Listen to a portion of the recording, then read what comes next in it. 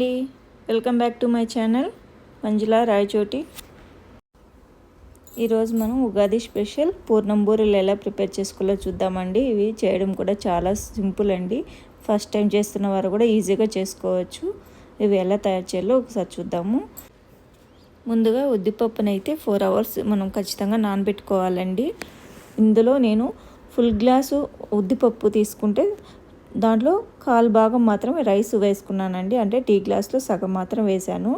ఇవి బాగా కడుక్కొని ఉద్దిపప్పుని మనం కనీసం 4 hours ఖచ్చితంగా నానబెట్టుకోవాలి. రైస్ 1/4 భాగం వేసుకోవడం వల్ల మనకు లైట్ క్రంచీ ఉంటుంది, సాఫ్ట్ ఉంటుందండి. అంతకు మించి ఎక్కువ రైస్ వేసారంటే ఎక్కువ క్రంచీనెస్ వస్తుంది, గట్టిగా వస్తుంది బూరెలు అనేటివి. ఇప్పుడైతే పూర్ణం ప్రిపేర్ చేసుకుందామండి. ఈ పూర్ణం ప్రిపేర్ చేసుకోవడానికి స్టవ్ పైన ఎసురు పెట్టుకోవాలి. ఓ పక్క శనగపప్పును మనం బాగా కడుక్కొని 2 glasses నేనైతే శనగపప్పు తీసుకున్నాను. ఇది కడిగి ఎసుట్లో వేసేసానండి. ఇది మనకు 90% బాగా ఉడకాలి. ఇది మనము ఇలా పప్పు తీసుకొని చేత్తో మనం మెదిపినట్టయితే మనకు అది మెదిగిపోవాలండి. అప్పుడు మనకు కరెక్ట్గా కుక్ అయినట్టు.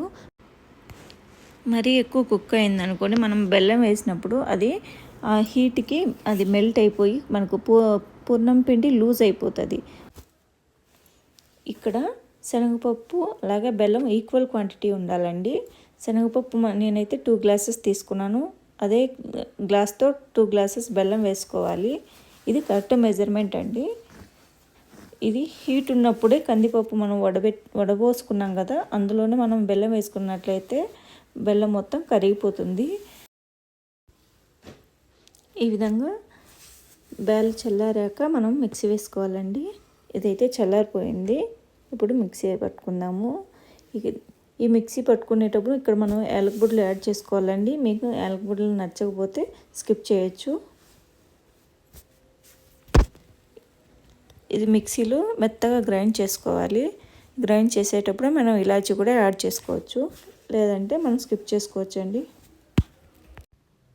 చూడండి, ఈ విధంగా మెత్తగా మిక్సీ పట్టుకోవాలి. దీంతోనే మనము పోలీలు కూడా చేసుకోవచ్చండి. అది కూడా నెక్స్ట్ వీడియోలో ఒకసారి చూపిస్తాను. మన ఛానల్ కొత్తగా చూస్తున్నట్లయితే ఛానల్ సబ్స్క్రైబ్ చేయండి. అలాగే ఈ వీడియో మీకు నచ్చినట్లయితే లైక్ చేయండి. ఈ పూర్ణం మొత్తం ఒకసారి కలపెట్టుకుందామండి, అంత ఈవెన్గా. ఇది పక్కన పెట్టేద్దాము. ఇప్పుడైతే మనము డీప్ ఫ్రై వేసుకునే ముందు మాత్రమే మనము ఉద్దిపప్పుని మిక్సీ పట్టుకోవాలి. ముందుగా మిక్సీ పట్టారంటే ఆయిల్ పీల్చేస్తాయండి సుగీలు. అప్పటికప్పుడు మాత్రమే మీరు మిక్సీ పట్టారంటే బాగా కరెక్ట్గా వస్తుంది. ఇట్లా చిన్న చిన్న టిప్స్ మనం చూసుకున్నట్లయితే పర్ఫెక్ట్గా చేసుకోవచ్చు. కొద్దిగా వాటర్ వేసుకొని మిక్సీ చేసుకుంటే మెత్తగా గ్రైండ్ అవుతుంది.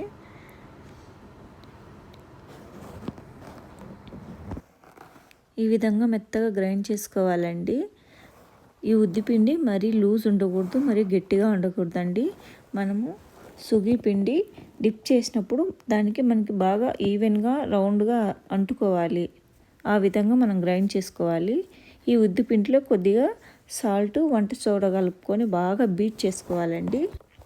ఈ ఉద్దిపిండి మనము మిక్సీ పట్టాం కాబట్టి సుగీలు కొంచెం గట్టిగా వస్తాయండి. అలా రాకుండా ఉండాలంటే ఇట్లా ఉద్దిపిండిని మనం బాగా బీట్ చేయాలి. 5 minutes బాగా ఇలా కలుపుకుంటూ బీట్ చేసినట్లయితే మనకు ఫ్లఫీగా చాలా బాగా వస్తాయండి. మీరు ఎప్పుడు కూడా ఉద్ది వడ చేసేటప్పుడు కూడా మిక్సీ పట్టినా కూడా ఇలా బీట్ చేసి వేసి చూడండి, చాలా బాగా వస్తాయి. ఒకసారి ట్రై చేయండి. ఈ విధంగా ఉద్దిపప్పునైతే మనం బాగా బీట్ చేసుకోవాలండి 5 minutes. ఒక పక్క మనము ఇప్పుడు స్టవ్ పైన ఆయిల్ పెట్టేసుకొని ఇవి పూర్ణం పిండిని చిన్న చిన్న ఉండలు చేసుకుందామండి. ఈ పిండిని డిప్ చేసి ఆయిల్లో డీప్ ఫ్రై చేసుకునేకి ఇవి గులాబ్ జామున్ అంతా ఉండలు చూసుకోవాలండి. మనం మళ్ళీ డిప్ చేసినప్పుడు అవి ఇంకా లావుగా వస్తాయి కాబట్టి చిన్న చిన్న ఉండలు చేసుకోవాలి. ఈ సుగి పిండి చూడండి, ఈ విధంగా మనము డిప్ చేసినప్పుడు ఇంకా లావుగా వస్తాయండి.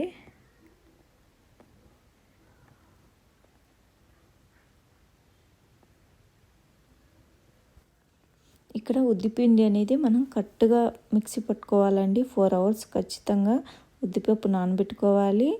ప్లస్ అలాగే ఇది మెత్తగా గ్రైండ్ చేసుకోవాలి. బాగా ఫ్లఫీగా రావాలంటే దాన్ని బాగా బీట్ చేయాలండి. ఇలా మనం అన్నీ కట్టుగా చేసినట్లయితేనే మనకు సుగి కట్టుగా వస్తుంది. లేదంటే సుగి అనేది బ్రేక్ అయినట్లు వస్తుందండి. కొద్దిగా లూజు ఉన్నా కూడా పిండి మనకు బ్రేక్ అయిపోతూ వస్తుంది.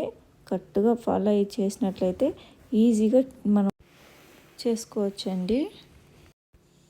ఇవి ఒక సైడు కాలిన తర్వాత ఇంకో సైడ్ కాల్చుకోవాలి. తక్కువ లో ఫ్లేమ్లోనే బాగా కాల్చుకోవాలండి. లేదంటే సరిగా కుక్ అవ్వవు. లో ఫ్లేమ్లో వేసుకున్నట్లయితే మనకు పిండి లోపల కుక్ అవుతుంది. అలాగే ఈ ఉద్ది పిండి కూడా నీట్గా కుక్ అయ్యి టేస్టీగా ఉంటాయండి.